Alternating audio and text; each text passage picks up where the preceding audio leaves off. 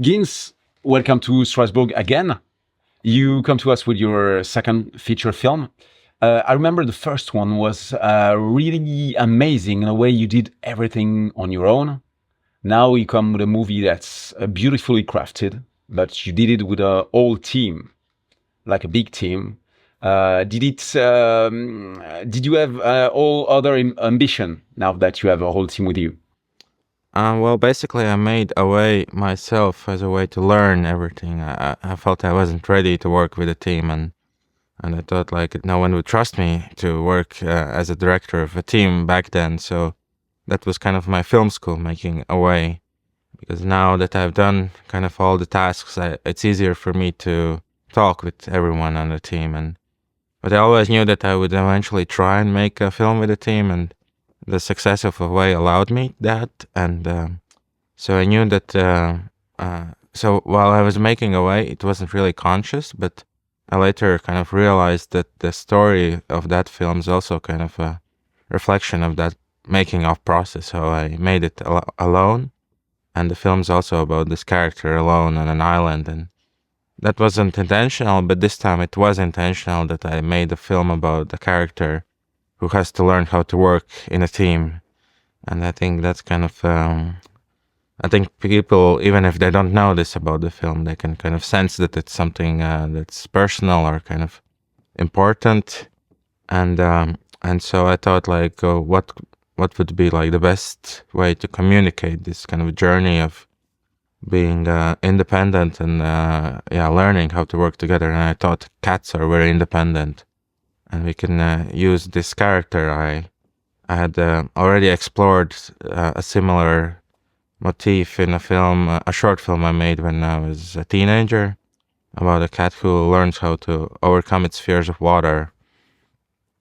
But I decided to revisit this film, and this time to focus not just on the fear of water, but on the fear of others, and to use the water as a metaphor, basically, for the other fear, and kind of link them together. So when the cat is afraid of other animals, the water is also very scary and aggressive. And when the cat learns how to accept them, the water becomes more peaceful and tranquil. So because there's no dialogue, I have to use other tools. So I thought water would be one of the ways to express that. Exactly. It's the second time you were doing a movie with no dialogue at all. Do you feel like it's the purest form of storytelling? Yeah, I also made short films without dialogue, so it's something that I feel more comfortable with, and it is quite pure, I guess, because it's the only way you can only do this in cinema, especially with the animals and the music and everything. It can be done in radio or theater or painting, so it's also something that demands attention from the audience. You can't just, like with some TV series, you can like put them in the background and just listen and understand everything, and I wanted to do the opposite, where you really have to pay attention, and if you do, then you're rewarded with something, I guess, and that's why I think the film really benefits from a theatrical experience. And we also were pushing for theatrical distribution, which was important for me, rather than a streaming. Because there's no dialogue, we can be more expressive with the music, with the camera, with everything else, and they're not competing with the dialogue, which usually gets all the attention. And also we can. It was important to have some long sequences with just music, where there's no sound effects, and the music gets all the attention. Because I think often in animation, everything's so like fast-paced, and the music is really kind of very quickly changing, and you don't get to like delve deep into an emotion. It's always evolving very quickly, and so I wanted to allow long sequences with the music, where it really just keeps going and going. But at the same time, there are long sequences just with the sounds, and there's no music, even for maybe 5 minutes, which for animation is really like quite rare, because it seems that maybe some producers think that kids don't have the patience to watch a film without music, and they add a lot more music. I've heard like some early Ghibli films in Japan there was less music, but when they were released in the US, they asked Joe Hisashi to add more music, which they didn't really enjoy. So I think maybe it's changed now, and people are more accepting of different types of films, but it's not really just for kids. So it's also kind of for us, it was a little bit of a challenge pitching the film, because it's between these two categories. But also both. It covers both the family film, but also kind of this more kind of philosophical, meditative journey, kind of for a bit more symbolism and kind of not very typical for animation, or at least for bigger mainstream films. So it was a little bit tricky to kind of pitch that, because they usually expect something that you can compare it to, but we wanted to come up with something new. And then it's kind of hard to compare it with something when it doesn't exist yet. But for me, that's something that I'm excited about. Yeah. You're saying that it's a philosophical film, or it's also, I think, a very political movie.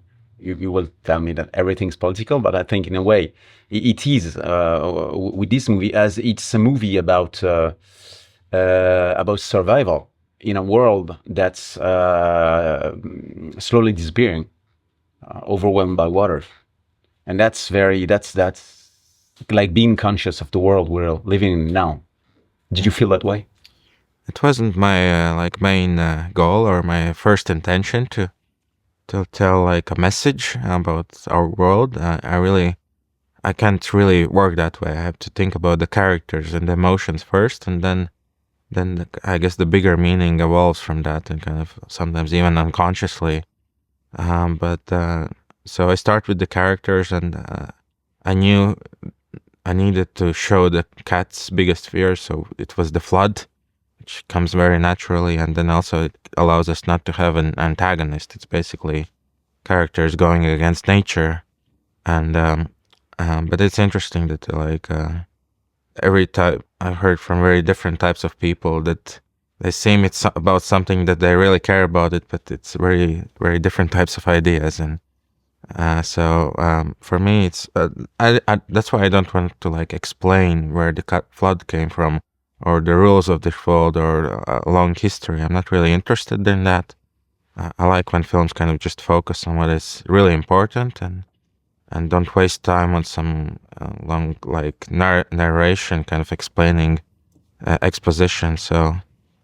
For me, it was, I guess it is relevant in a way, but I think our goal was also to make something that would be relevant in many years, that's quite timeless, so that's why we don't see any like modern day technology or any kind of something that ties us to any specific place. It's kind of combining and merging different influences to make it more like a fable than something more realistic. And it's a very emotional film. And I think one of the great ideas of the movie is that you always stick to the animal point of view. You always feel like you're on the ground at the same level of the animal, especially with the cat. I'm very interested in the point of view. So I think most of the time we are following and are very close to the cat, and this allows us to create a really immersive experience. I think you can only do that in animation. You can't really get that close to cats in live action. And also we can go underwater and up in the air with them. But at the same time, I'm interested in how you can combine the objective point of view with the subjective. And sometimes we do go a little bit further away to kind of see the world from a wider perspective, not being very close to the cat. And also there's almost a third point of view, which is the camera itself. Sometimes it reacts to things independently of the characters. Sometimes it feels fear or curiosity and can kind of be distracted by something, or sometimes it's a little bit delayed and imperfect. It might not get everything exactly in frame at the perfect moment. It has some imperfections, which of course in animation, every imperfection is there for a reason. We put them there. So, but our goal was to kind of create something more kind of grounded and make that kind of avoid kind of that sterile CG hyper realism and add not just with the camera but also with the textures, and everything is quite a little bit rough, or kind of has these paint strokes you can see on the characters. So our goal was to kind of make it a little bit more imperfect. Well, it might be imperfect on that side, but it's quite perfect on the immersive side. I'm thinking about that river scene when the cat is in the water the first time. It's just taken by the water, and it's so immersive. It's a brilliant scene. Yeah, that the water in the film is a huge challenge. Like, animation, water is one of the most difficult things to do, and when I was making Away, I was really trying to avoid things that are difficult. So basically, like when you're doing a small budget film in live action, you set it in your hometown and use your friends and your props, and you kind of use these limitations. So I kind of designed the story around those limitations, but this time I thought I would have a team and I didn't restrict myself like that. So we have a lot of crowds, we have water, but in the end it was such a huge headache, and not just for me, for everyone. But so I kind of was upset about like not having more limitations in that way. But yeah, I wanted to follow the cat in the flood, and the water it's not just like technical, it's very art directed. Everything is also kind of it's not just physically accurate, which it most often is, but we also sometimes have to push it a little bit, or kind of stylize it, or kind of make sure that the light is shown at the right angle so that it creates the right emotion. And it's a very creative process to kind of tell stories also with the backgrounds and with the water. And the animals, especially especially the cat, they are so well animated. They are so lively and so precise. Everyone who has a cat would tell you that it exactly moves the right way at the right time. How did you get there? So our approach with animation was to kind of do naturalism, not realism. And the difference is that we look at nature, we took a lot of references, but we're not copying it, we're interpreting it and deciding what is important and what is not, and being a little bit impressionistic as well, kind of adding our own emotion. But yeah, we looked at a lot of references for every single moment. We looked at cat videos on YouTube and dogs, and we recorded our own pets and went to the zoo, and because we wanted the animals to behave like animals, because we've seen so many animated films where they behave like humans. And me personally, I'm quite bored of that. Like, we've seen that so many times, and I think animals are so interesting. We don't need to exaggerate them really too much. Their feelings are deep, and they're funny. We don't need to make them any more funnier than they are. And that way they also become more relatable, and we care about them more. Because I think if this would be a story about humans or animals who behave like humans, we would not care as much.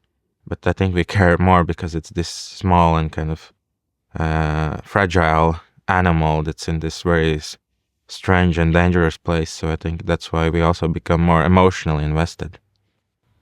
Exactly. You were talking about theatrical release for the movie. I think it's been released in Latvia. Yeah. And it's doing quite well. It's doing very well. It's like already in a few weeks, it was the #1 Latvian animated film ever.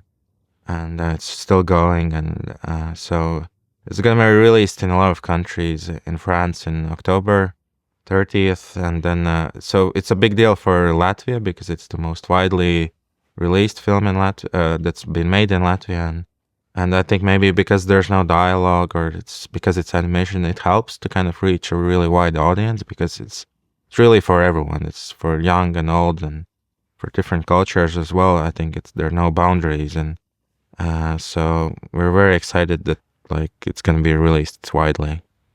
That's great, and I'm sure it's going to have a lot of success. Thanks a lot, Gints, for your answers.